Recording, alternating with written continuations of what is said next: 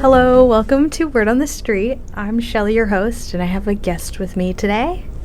Hi, my name is Darcy, and I'm a philosophy and psychology double major, and technically a theater minor, but I have not taken any classes for that, so we'll see how that goes. I've also done some research with Professor Clarity, shout out, on Afropessimism, and I'm hoping to learn more, so yeah.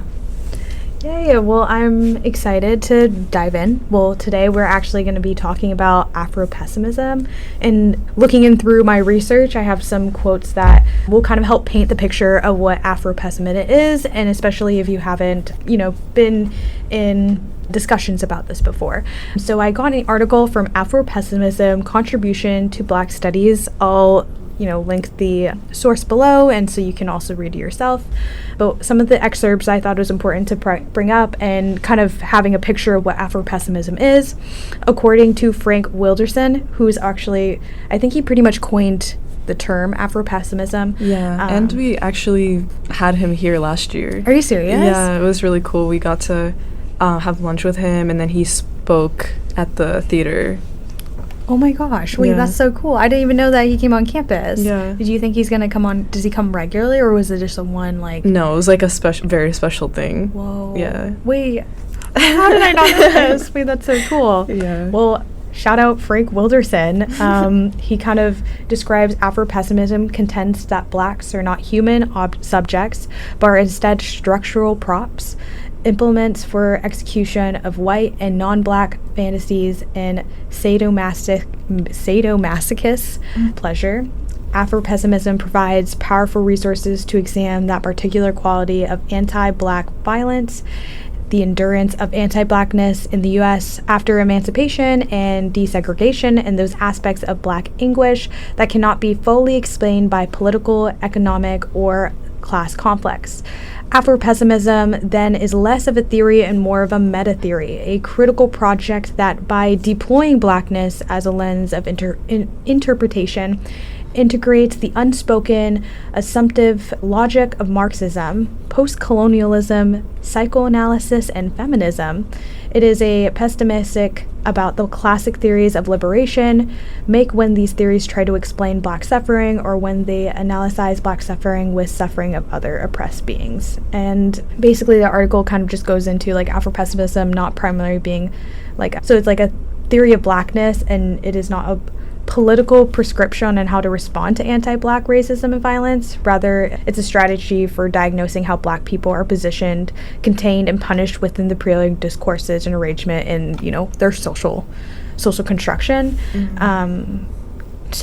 I want to hear what you think about Afropessimism, especially if you're in your studies, and what people kind of not usually take away from this type of, theory. Yeah, I think Afropessimism gets a bad rap, even in the black community, just because of the name, because people want to be optimistic, you know what I mean? But I think what Afropessimism really is getting at is, there's a lot of people, like Barack Obama, for example, his whole thing was about hope, and there's a lot of prominent figures in the black community that talk about, one day we'll all be equal and whatever, and that's kind of what we're taught. And Afropessimism is kind of telling us okay, let's be kind of realistic. What a human means, what it means to be a human, and what it means to be white, and what it means to have privilege and everything in the United States for the whole, or not even just the United States, but basically the whole world to function the way that it does.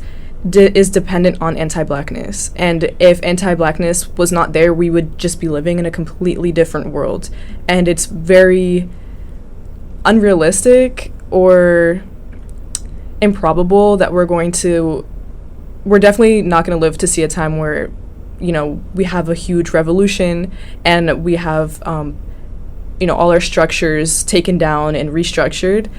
And I don't know if that will ever happen, is basically what Afropessimism is saying.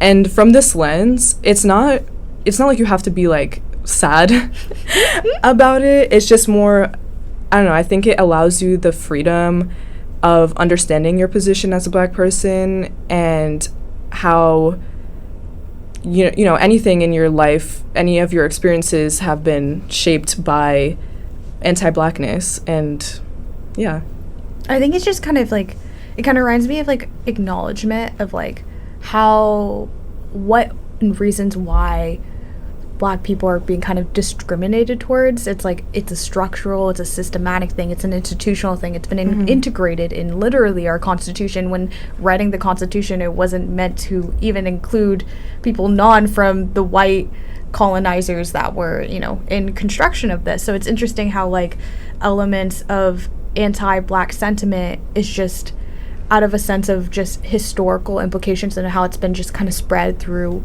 kind of narratives throughout history. And so it kind of, I feel like it just kind of repositions, like, at least in my perception, like how I ingrate it is like it's repositioning us to think about this type of thing isn't fully logical. It was just always built from the beginning. It wasn't anything that any Black person has done or anything. It's just the system wasn't meant to be supportive of you. It wasn't meant to include you into conversations, not meant to be supportive of literally your positionality. So I don't know if that like is accurate to what you would say Afropessimism is, but yeah, that's kind of what I was thinking.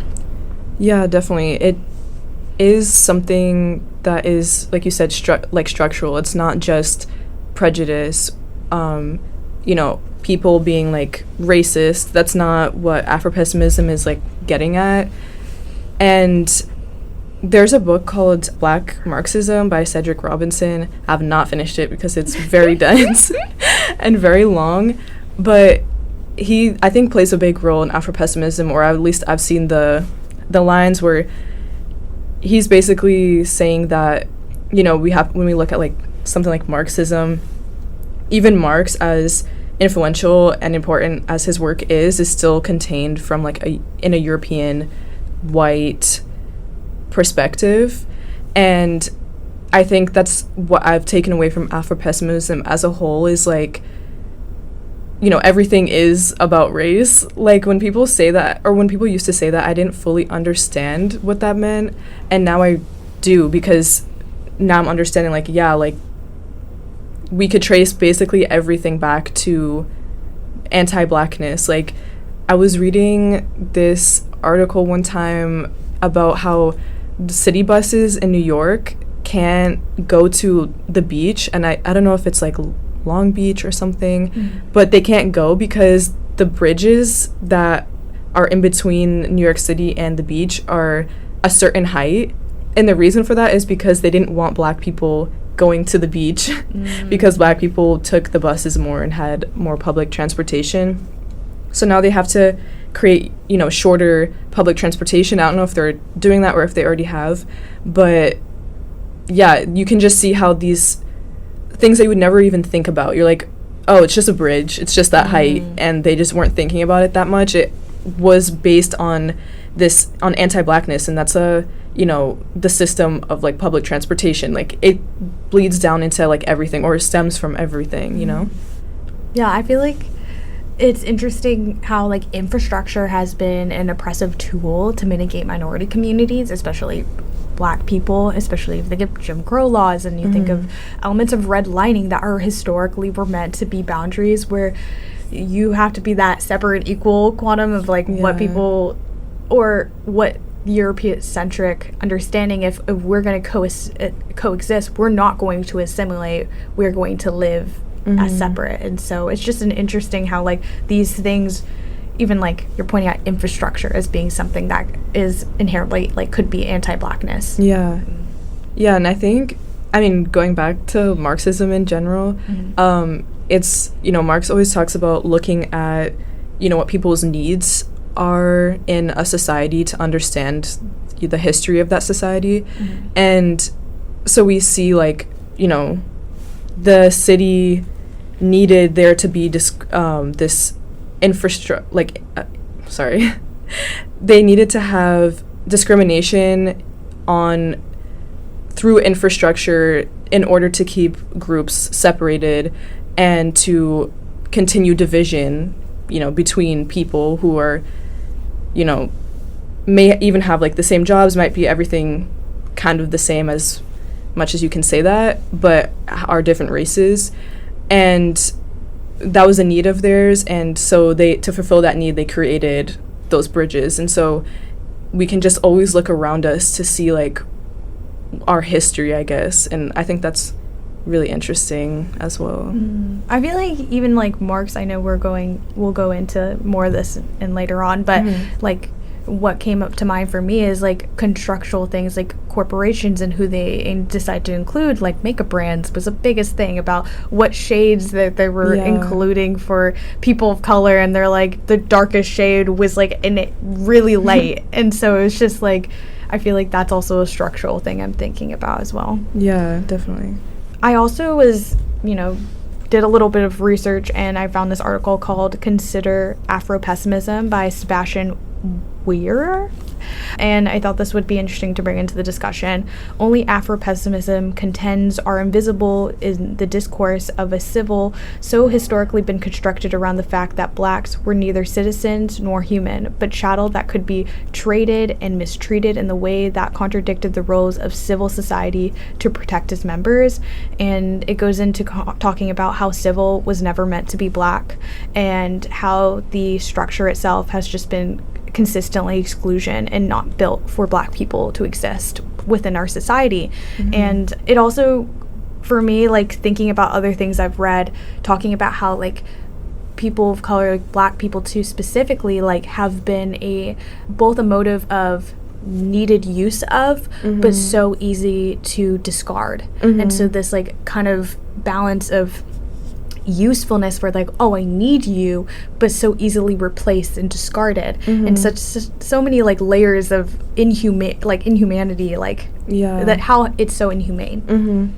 Yeah, definitely how black people, and I know like I was telling you earlier, in Afropessimism a lot of the time they use the term black folk or those marked black to show that black people are not human, do not fit into the category of human, or there's like an antagonizing relationship between blackness and humanness, and blackness actually is able to provide, like that anti-blackness is able to provide the title of human to others. And like you said, like this dependence on blackness, on anti-blackness in black people in order to fulfill the needs of everyone else. And yeah, it is really, really interesting. Like, yeah. You can like, it's so strange how like, not even strange, but just so amazing that like we can look at this theory, which was developed in maybe the later 90s, 80s maybe. I have to get fact checked on that one, but and how it like it's so prevalent to this day, like everything you can see through magazines, organizations. I watched this like video explaining how like black people weren't meant for cameras.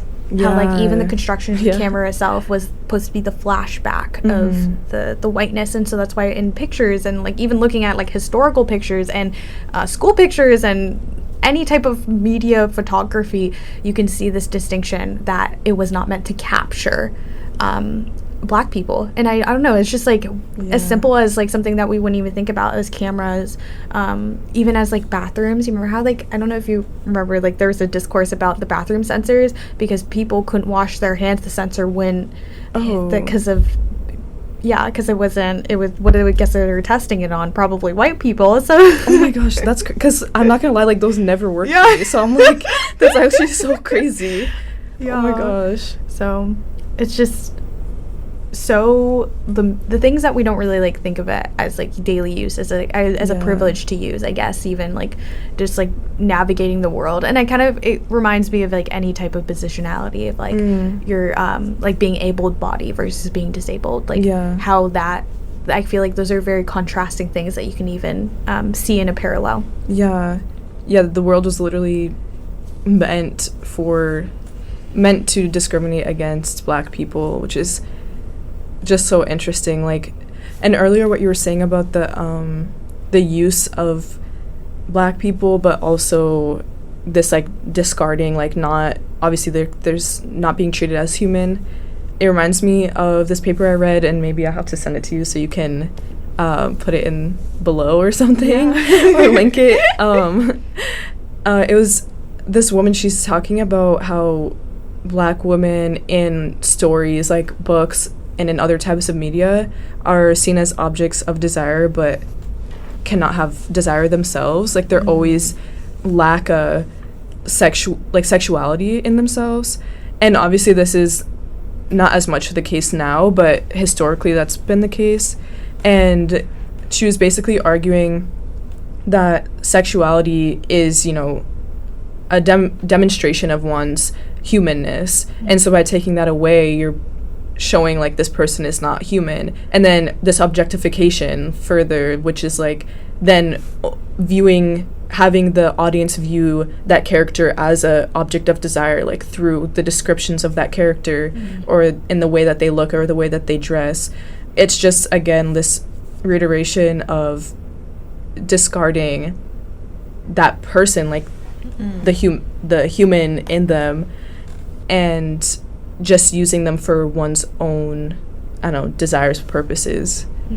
What I found interesting is that like we dehumanize Black individuals, but the moment they start attributing human emotions like anger and these things, they become more feared, and like I guess it's more of like it really shows like they can't escape the humanness they express and show, and that's why they don't like it when they do express that. So like thinking about like I think we talked about this before, but like aspects of Black anger and how it's not accepted, and how like it's a certain amount of like fear around it, and then also builds this like negative narrative type, but like everything is supposed to be like an oppressive in a way. I don't know how like well I'm articulating this, but it's just like anytime they're confronted with very humanistic things that really have to like confront them and make them challenge those ideas, they stray away and they're fearful of them because they don't want to be confronted.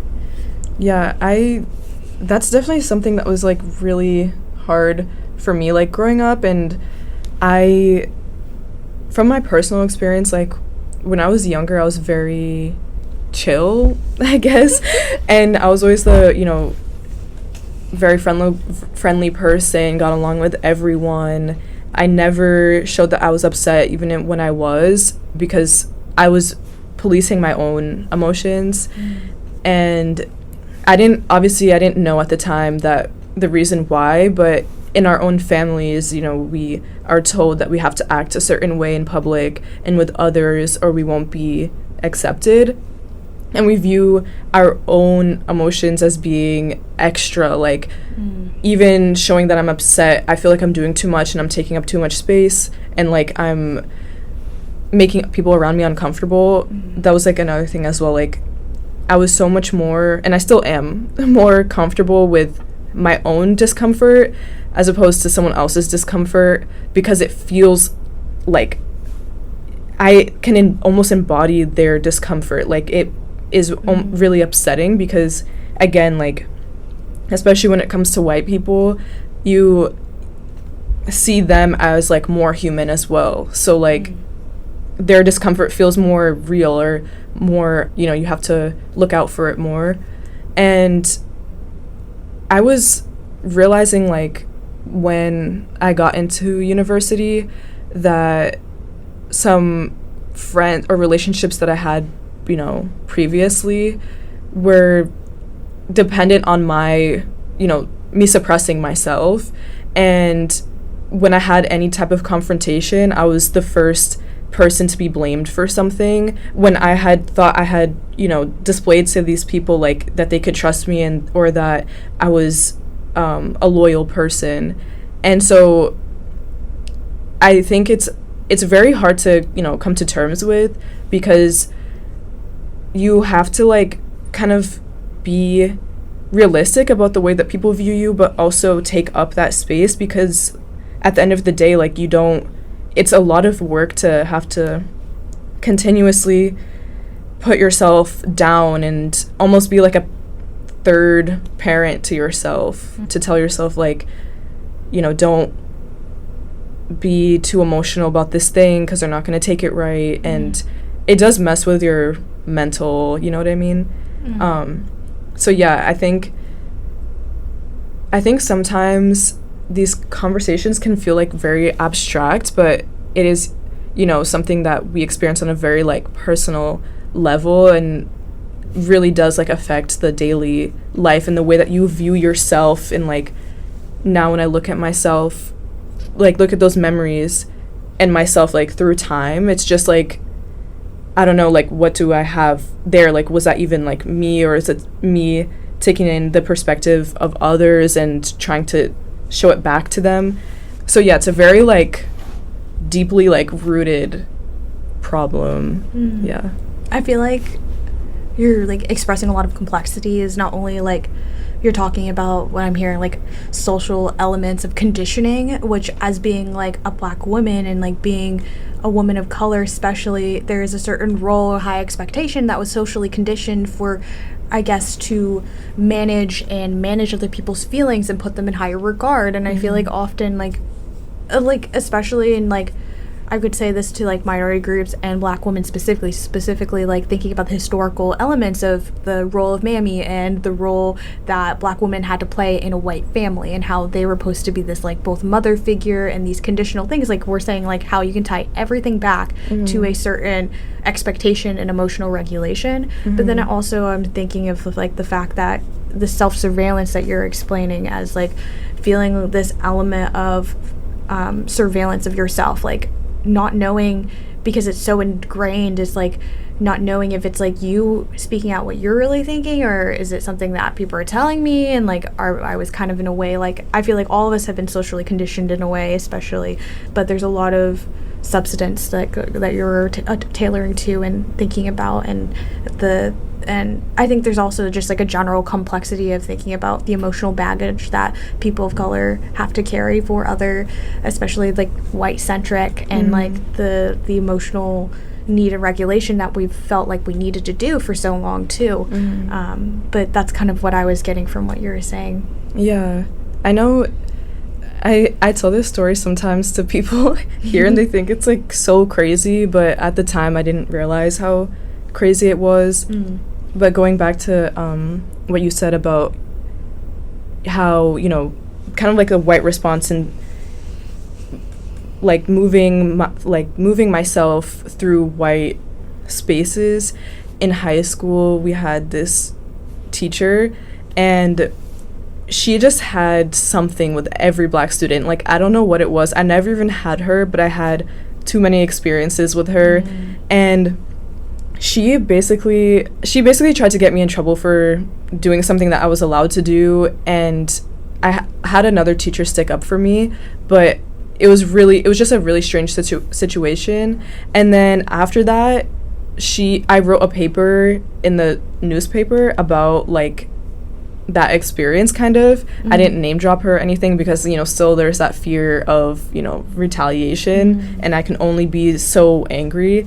But she tried to be all buddy with me afterward, and she would pull me aside, like if she saw me in the hallway, and she'd be like, "Oh, Darcy, like, do you want to see my calendar?" And then she'd bring me to her. I'm like, what am I supposed to say? Like, she's a authority figure, and like I'm a student, so I'm like, okay. And she brings me to the calendar, and it's literally a calendar, just every month is a Black person.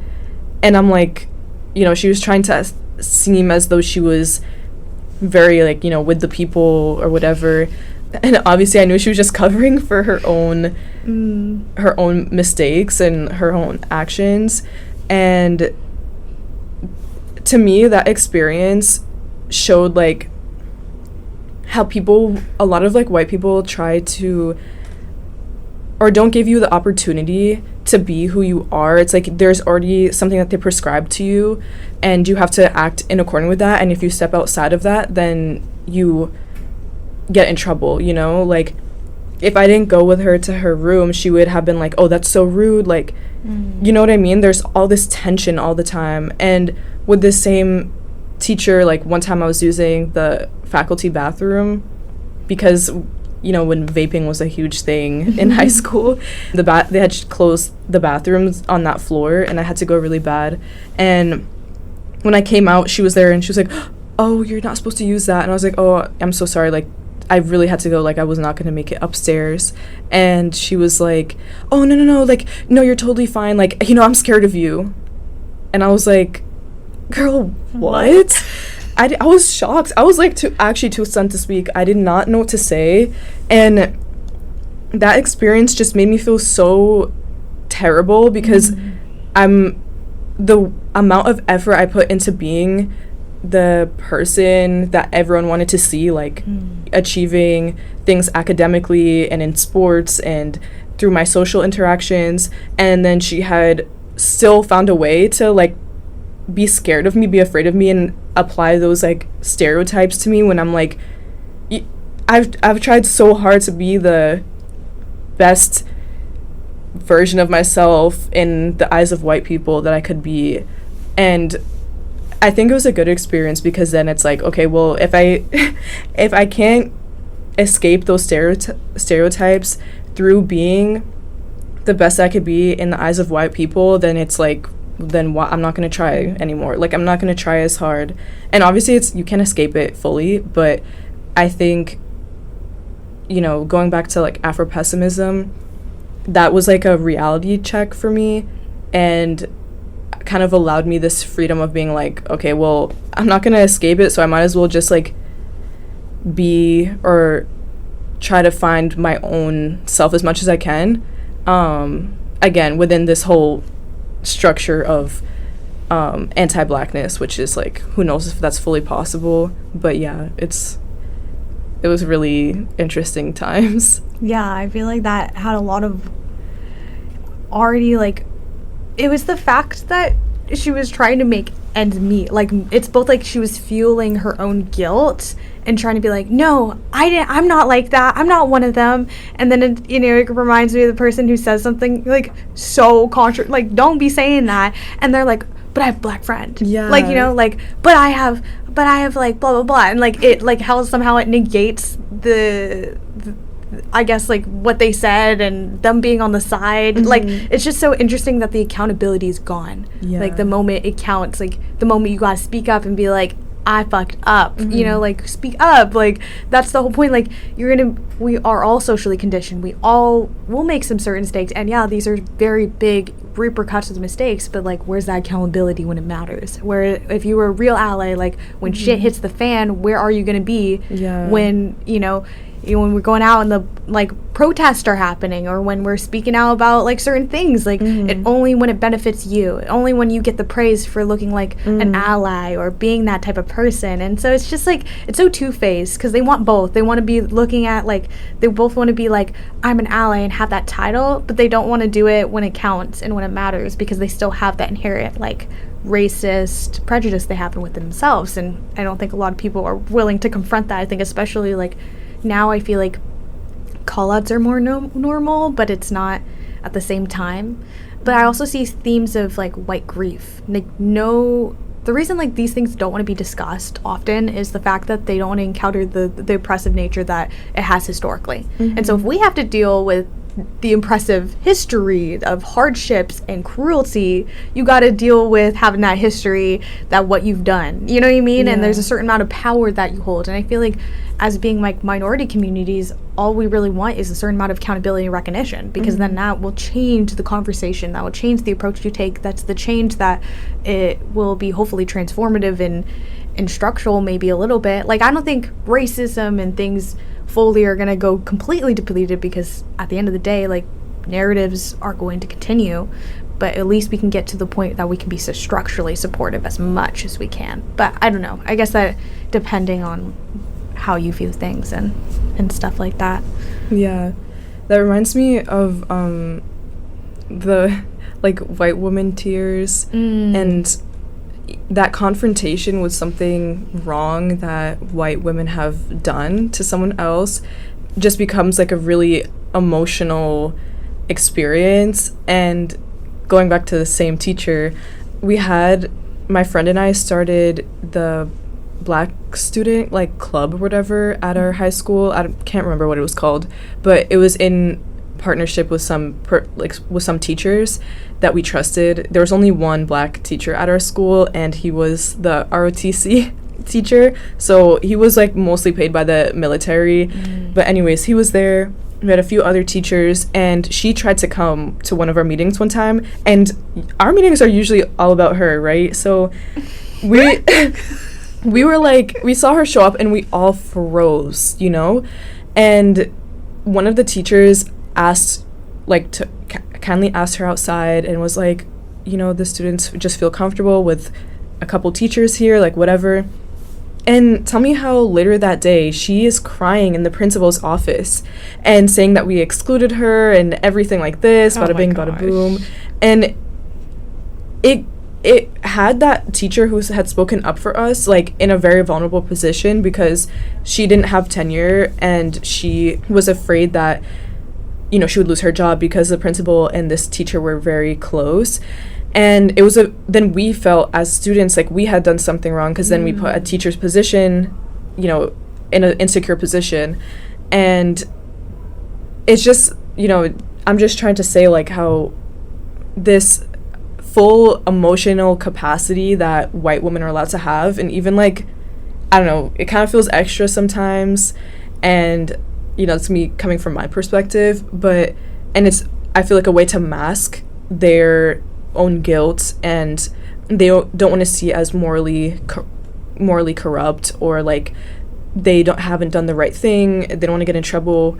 They just use those tears to make people feel bad for them. Because then I actually start to feel bad. I don't think I'd feel bad now if that situation happened, but I don't know, it was just like it's like a strategic tactic to use in social relations, which is like so funny to me, but also is very powerful as well. Like we see with Karens and how, you know, calling the police, and then all you have to say is like, you know, I'm scared and whatever, and immediately someone is there, and it seems like you're right because you're the one being emotional. And when that emotional capacity has been taken away from black people, so it's like two extremes of the same scale, you know, where black people are not allowed to have emotions, and then white women are allowed to have like extreme emotions, you know? Yeah, it's like what kind of stands out for me is like the aspect of just what we're talking about, like the double standard that's created, and then also just like the fact that it's taken more seriously is even more dangerous to the situation too. It's like, oh, now like drop everything. Like when does the benefit of the doubt actually happen? When it's a person of color. When is the benefit of the doubt actually when it negates the stereotype to, you know, happen? And so it's just so interesting how like in these situations they know it works too. So there's also like a manipulative aspect of, like you're saying, like they want that approval, they want that I'm right, you know, that they want that I'm emotionally receptive of the situation, so there only must be one outcome. So it's interesting how they even use it to their advantage when creating a narrative about like what happened. I like saw like literally today I was like scrolling on my phone, shouldn't be doing that as much, but there's this video and this woman who is there, like there's this like high school, I don't even know, middle school, like these were kind of young kids, and they were doing like an ICE protest, and so in the process of the protest, the white woman had her phone and was like basically like harassing these students, and she keeps trying to bait them into hurting her, like bait them to hit me kind of in a way. So it was interesting how like even herself, this grown adult woman, just trying to switch the narrative as she's doing the harm itself, and she ends up baiting on one student, you know, throw his hands, and she starts hitting the student, and so, you know, and then all students see that, and so they're like all coming together. It was a wild scene. But then it shoots later to the video, and she's crying to the police officer, you weren't there to help me, like you weren't there to help me, like, and she was just crying. And so it just is like that picture itself, like even they even know what they're doing, because like you're baiting them. She's trying to make the narrative, well, they hit me first. And so it's interesting how she's trying to even feed her own like these stereotypes of these, like, these are kids too, so like it's so interesting how that, I don't know, unfolds. Yeah, I feel like especially when it plays into that whole like white woman, like damsel in distress type of narrative that we see in a lot of media and white women needing saving, and so it's very easy for white women to use their emotions to get help, and people really respond to that well, and they can see immediate, repercussions. Whereas, obviously with Black women, the stereotype is like angry, like very strong, masculine energy that is very deeply contrasted with that damsel in distress. And Black people in general, Black men especially, being like dangerous and hyper masculine and angry. So whenever those two things are like, coming in contact with each other or encountering each other, it's way easier to align with the white woman, because that's what we've seen, like that's what we've been taught to care about. Yeah, for me, it kind of comes up in like media wise, like what you're kind of tailoring to is like, I know we were talking about this before, but like how specific people in the media, like especially artists, like women artists and Black women artists, have to have this specific narrative and role that they only can fit. And I guess it coincides with like women aren't seen, like Black women aren't seen as this like feminine aspect, and like how like Taylor Swift and like Sabrina Carpenter and how they can portray themselves even though they're like pretty much the same age or even older than these women, and how they can have this all young American girl, like all of like this kind of this white virginity kind of perspective, and it's like seen within the media like this double standard. Like we think about like SZA, we think about Doji, we think about Doja Cat, oh my gosh, and like I don't know, those are some elements I can like even like visually, like how even the media paints them, and how like Sabrina Carpenter can have this like specific picture but it's related to her whiteness. Yeah, definitely. Yeah, I remember going back to that article or that paper about how Black women are desired but are not given the chance to like have desire. I was talking to someone, or I think I had made like a short video just talking about how there was like this whole debate about Sabrina Carpenter's album cover, and how I think she was like on the ground on like all fours and had something around her neck like a dog, I think. Yeah, because her album is like Man's Best Friend. Yeah, so like a dog. And she said that she was trying to like use it as a way to make fun of the fact that that's how women are viewed or whatever. And, a lot of people were like, no, you're just playing into the whole stereotype.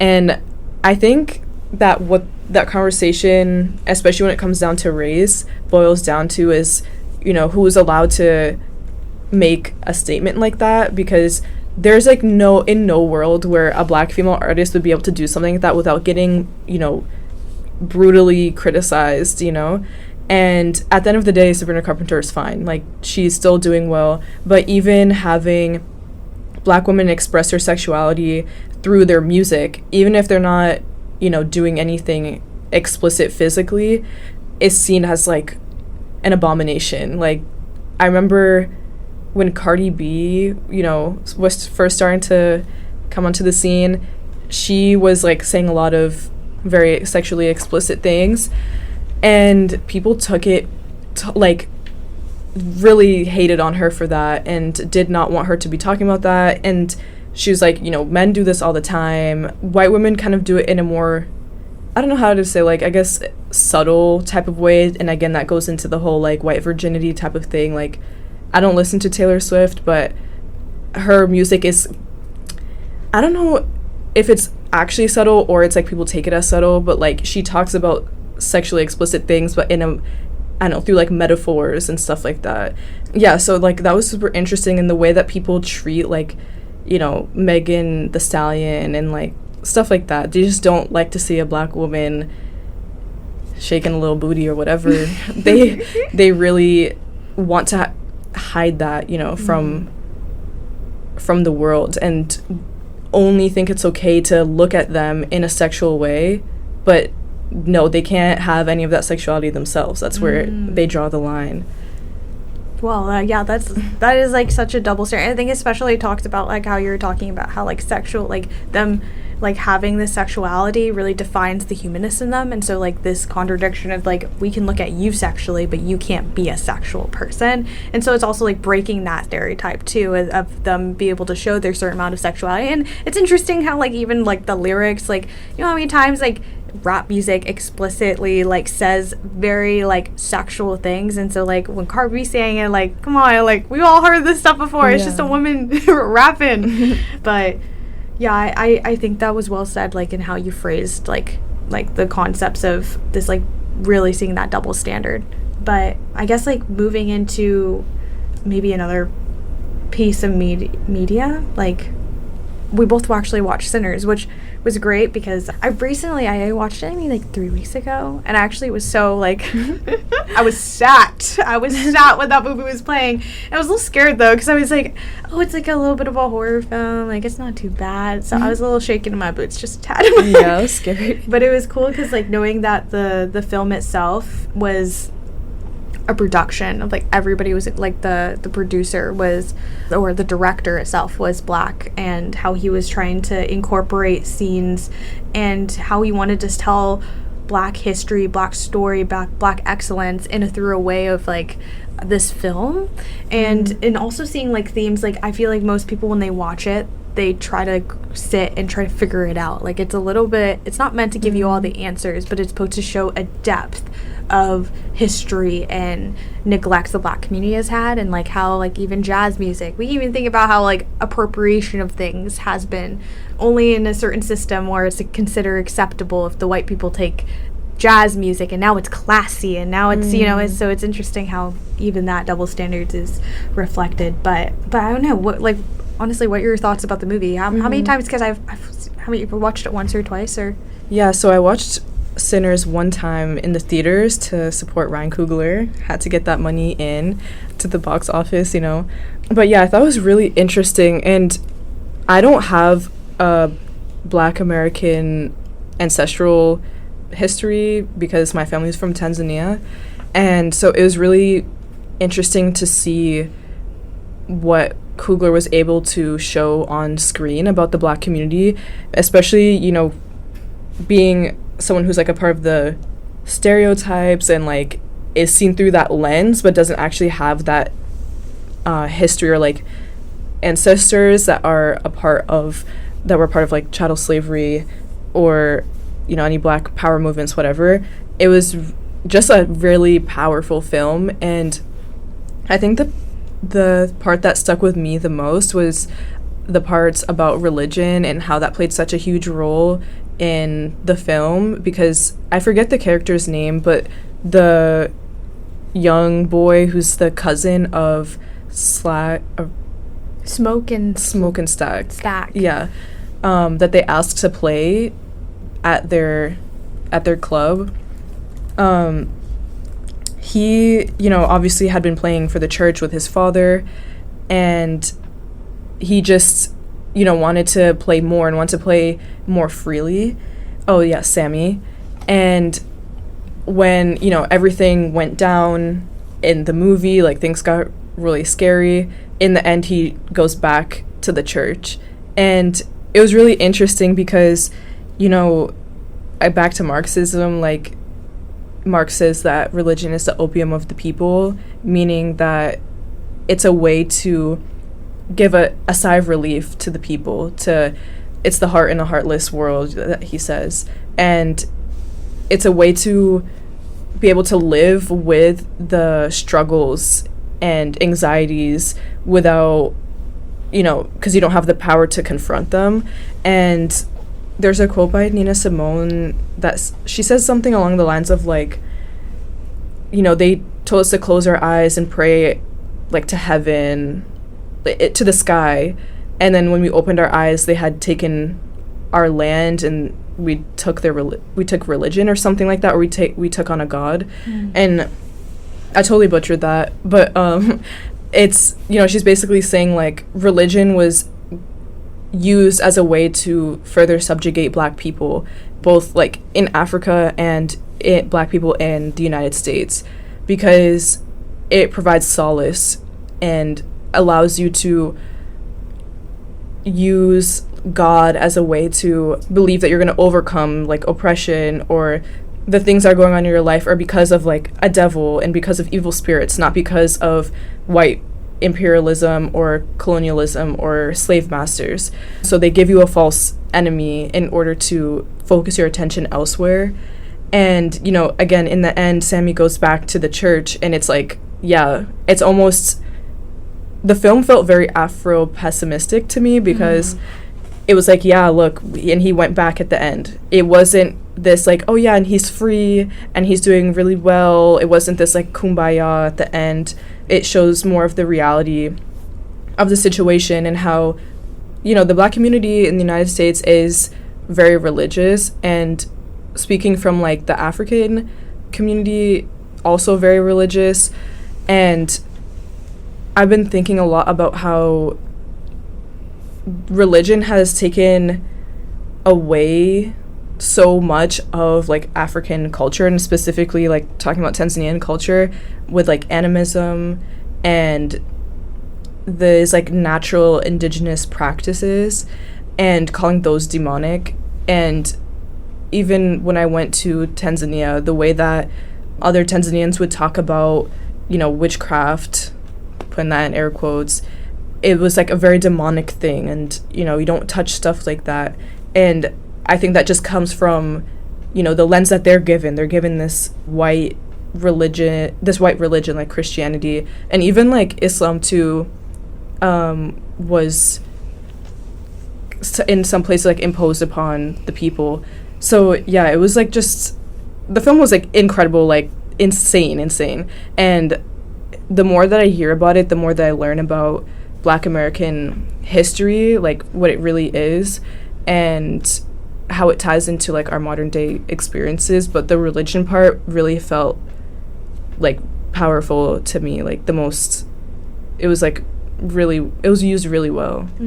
I agree, especially when they were like reading off scripture at the end scene. Spoilers if you haven't watched it yet, but there's like certain elements where they implemented scripture, and it was this interesting dynamic you were getting from it. But at the same time, it was like demonic in the way that he was announcing scripture himself, and so it plays into like both kind of in the direction of what you were saying, but a little bit different. And like, at least how I interpret it is, it's interesting how like religion itself has been a tool to create a different narrative, look at a different enemy, but also has been a sanctuary for the minority community and Black people and people to have something to grasp, to be hopeful of, to something that they could attain, like to attribute this certain amount of liberation and power one day. And so, but at the same time, it's the one that function as the holder of the abuse, holder of the structures, the holder of basically creating only sanction for certain things. So it's like both a weird dichotomy of how it's been both helpful for the Black community, but also been a tool to be oppressive and to colonize.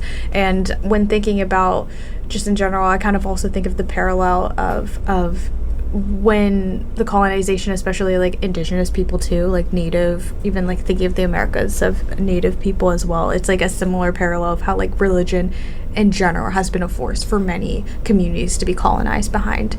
And so yeah, it's such a complex issue thinking about that. Yeah. And what was my favorite scene was the one where they're in the club and they're all dancing, and it becomes like this metaphysical experience that you're able to watch. Like you see like the African ancestors of them, and you see Black people through time in America from Africa, and how it was so powerful. Like this scene, I think I was like nearly about to cry. And to me, that felt like it was a moment where Black people were able to be like outside of religion, and were able to be like themselves, like really express themselves in the most authentic way.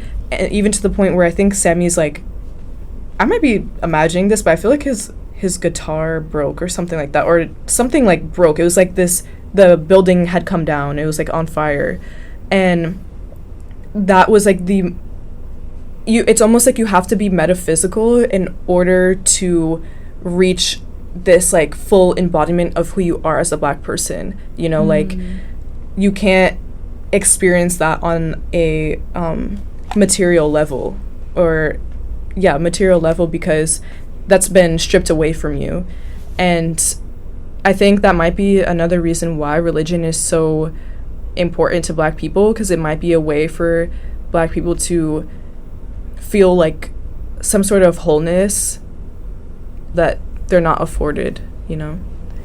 Yeah, I think it's the metaphysical aspect really sat with me well, like just thinking about like how, because it was implementing African religion about, I don't remember what the term was, but who Sammy was, like he was the one who could summon the spirits. He was the one who, I don't remember what the term was, but that's what they show in the beginning of the film, is like a little bit of the history and how they were able to summon good and bad spirits. And that's actually why like they come to the door and they summoned the vampires we learn as. But it's interesting how like they're white, and that brought like such an element of the story that I was like trying to puzzle up this like dynamic of race, because they slowly take in more of the people from the party, and you know, everybody in the end ends up like, it just kind of was like these, it kind of showed like a white signifier, this Eurocentric thing.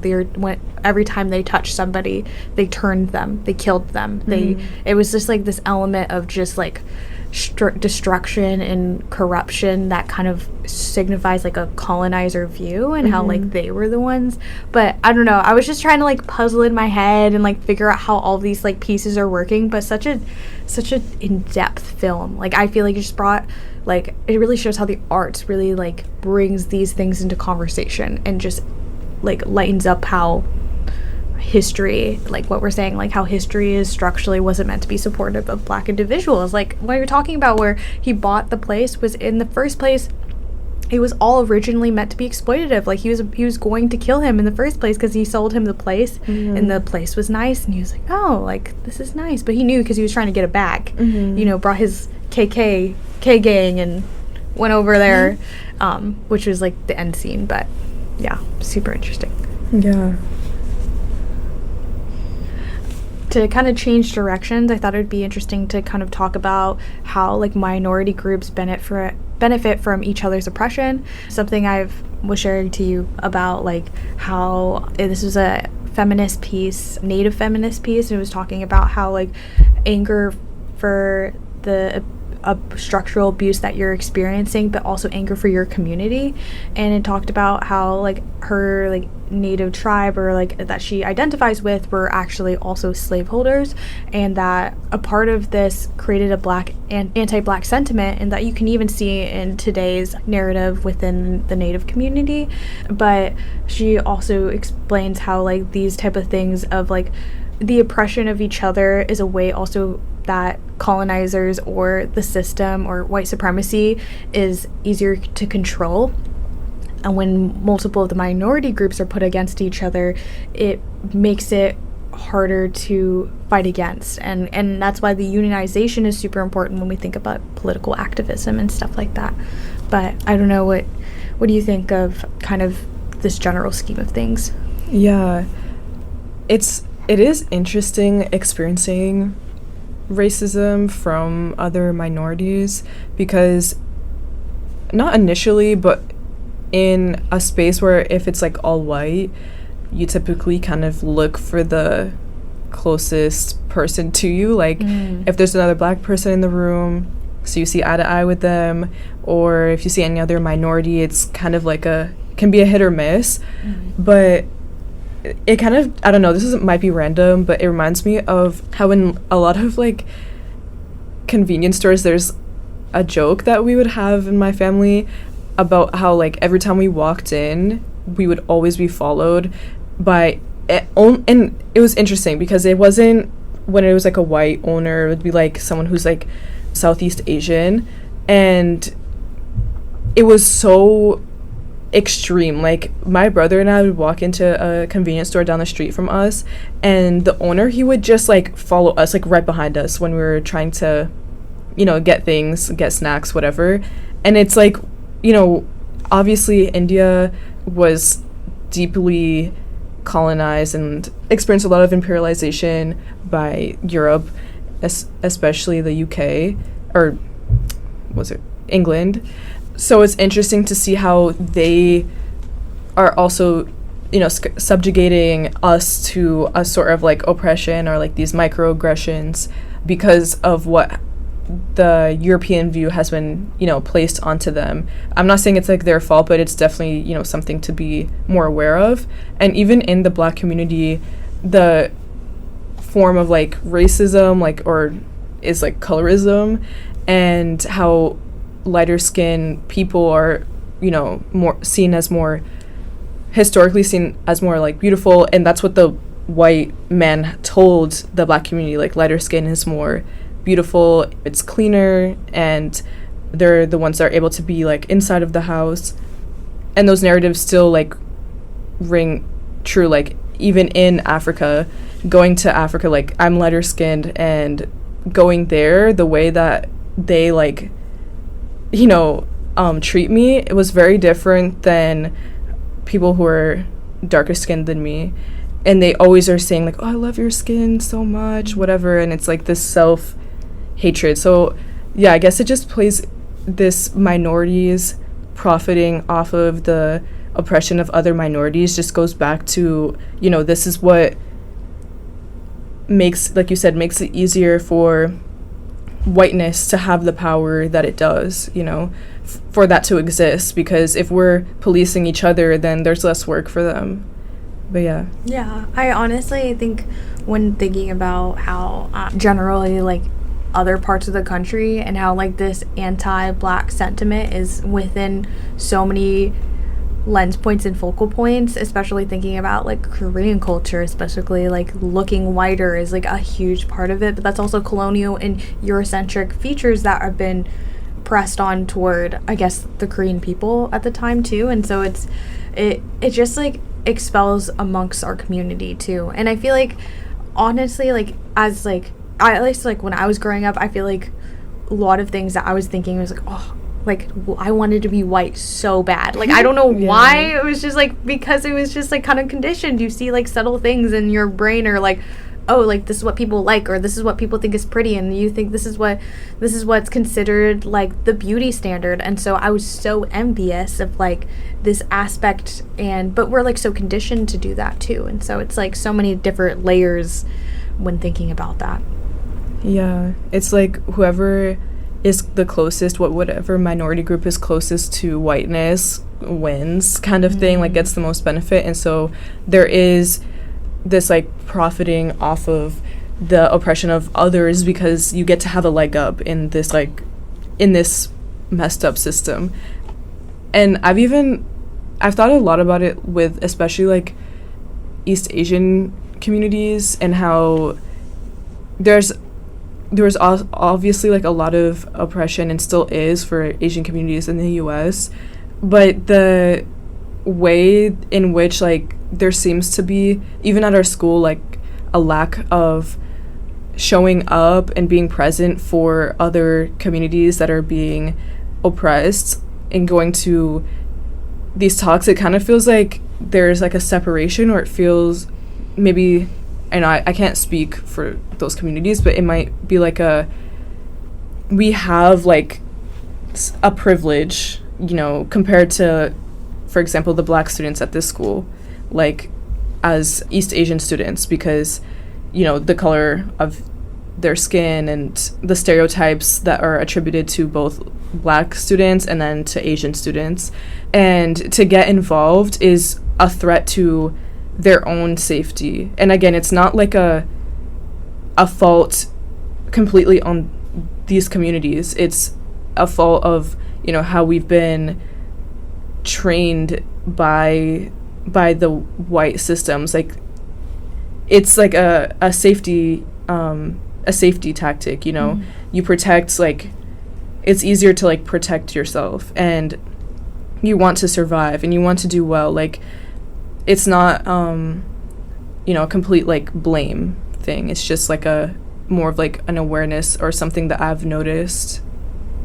Okay, we're gonna just segue to our last topic.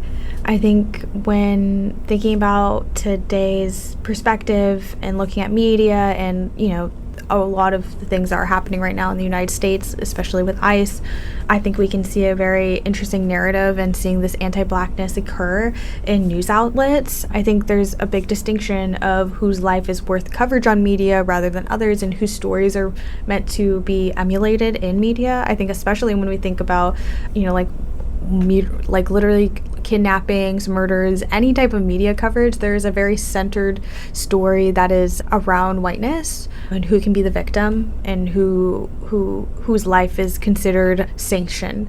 But I know we were talking about this, about ICE and Alex and Renee and their death and the media coverage, but yeah, I just want to, what are your thoughts about the general, I guess, how their media is being covered versus the narratives that is being created around that too? Yeah, I feel like, when Renee was killed, obviously there was a lot of uproar, but immediately her position as human, bringing that or subhuman or not human aspect of Blackness, her humanness was kind of taken away because of her sexuality, her sexual identity. And I think that was it's kind of, I don't know if I'm going to deep into this, but it feels like a way of tying her to something that we consider non-human, which is Blackness. And, there's a lot of people who think that Blackness is inherently queer, and how because it does not fit into the normal descriptions of, sexuality for white people. And so, by, almost immediately, the right attributed or talking about her sexuality, it in a way dehumanizes her. And obviously there's a lot of dehumanization in that community anyways, but that was interesting. And then to go on to Alex, that was, I think, when a lot of people started to have the alarm bells go off, a lot of white people, because this is a white man, and there was nothing that they could really pinpoint about him. They started making things up, of course, about the type of person that he was, but he was the most human figure that could have been killed. And so all of a sudden it's a problem for everyone, because now the people who we consider human are under attack. And that's when, people, really important people in the media and in social life, like athletes, people in power and politics, felt safe to speak up, because now they're talking about a real human. And, anyone less than white gets closer and closer to subhuman, And it's so interesting because, we saw and we knew that a lot of immigrants, especially Latino, both Black and of any color, were being deported and being mistreated, being killed. And, Black or African immigrants, everyone who was a lot of people who were not white were being forced under these terrible conditions.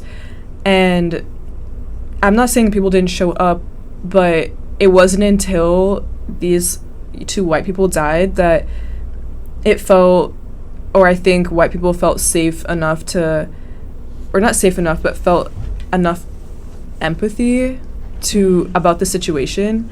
Because I was even surprised that we had such a huge turnout for the protest on campus, because when we were talking about Palestine last year and we had are they called sit-ins? Mm-hmm. Yeah. There was very few people there, and there was a lot of people who were afraid to be there. And all of a sudden, when it's white people, there's a huge turnout. Everyone feels justified, or they feel they're allowed to speak up now, which kind of feels, in a way, a slap in the face. But at the same time, it's if it's going to get attention for the situation, then that's fine. Mm-hmm. But it can also be the case that people are just focusing on these two individuals and don't care past that point, But yeah. I feel like you're really like highlighting the fact that like there is a victim narrative that we can fit as the humanized enough. And I think it's also like even thinking about George Floyd and his death and the movement it created. I feel like the moment that he died, there was so many things that like he has to had something wrong with them. They have to be justified. They need to create they need one entity to focus on. So Renee, oh no, like she's, you know, queer, so it must have been that reason. And so they always have to have a signifier of something of reason. But the reason should be enough is that they're killing people. Like shouldn't be, they don't need to be this perfect victim, you know, I'm quoting that like in quotes, and just like they don't have to be the specific like person, they don't have to be like perfect in every way. Like their death still means something regardless of those elements, I guess. And even thinking about like the type of people they like to paint it as, and how especially with George Floyd, I feel like they just had to make anything negative and to say like, oh, they had reason to do this. It's like there's no justification needed for this, and how they painted him as a certain type of person who wasn't compassionate in themselves, or like just something, you know, negative. But I also was going to bring in that there's this guy named Keith Porter, and he was a 43-year-old black man, and he was also killed by ICE. But he was killed in ICE December 31st, and he was killed before Renee and Alex were killed, and this was in LA. It was claiming self-defense, and there's not any media coverage. I don't know, a lot of people, I learned about him way later, Keith Porter, about how he passed away. But this shows who's being covered, who's worth the narrative, who's part of this, who fits the system better, who fits the, you know, like it's just a lot of things that when considering a modern day media and, you know, these horrific things that are currently happening, and considering that, I just, for me, that was enough of seeing that. I was like, whoa, like, yeah. Yeah, I remember I heard about him way later too because of TikTok, and his daughter was actually speaking about it and saying how he had been killed, and like you said, the lack of media coverage on him even till now, like even though, you know, people have heard about it through like social media, I feel like more than anything, it's still not talked about enough. And, you know, people are always like remembering, like screaming the names of Alex and Renee, which is like important to remember, like, you know, victims, but it's like a name I feel like is in a way like a representation or symbolic of that person's like humanity. And, you know, people aren't saying Keith Porter's name enough, and like you said, it just shows how differently the media coverage, like who fits better into their narrative, like who are people going to care more about. Like there is like also a type of desensitization of harm toward black bodies, and so it's almost like people see someone like Keith Porter being killed and it's like there's not even a reaction, because forever, like historically, black people have always have had violence against them, so it's not even like a shock. It's like, yeah, you know, and then the things come like, yeah, it was in self-defense, he must have been doing something wrong, because that's the narrative that's always been pushed. Yeah, I feel like what you're alluding to is the desensitization of harm on black bodies. And I feel like, in general, like how we become so normalized in the harm in them that even when there's news coverage, they're like, oh, well, just another one. And so, like, they don't get this humanization element like we're talking about with Renee Good and Alex Preddy. And so I think in a general sense, I just think it's a perfect example to see how our modern day examples. But I know that we're going to come to an end on this podcast. First, I'm going to thank you so much for joining the podcast and giving such thoughtful and thought-provoking answers for both our audience to listen to and myself. But yeah, thank you. Yeah, thank you so much. I really enjoyed being here, and I love talking to you always. Yay. Well, that will be it. Thank you guys, and see you on the next episode. Share love, y'all.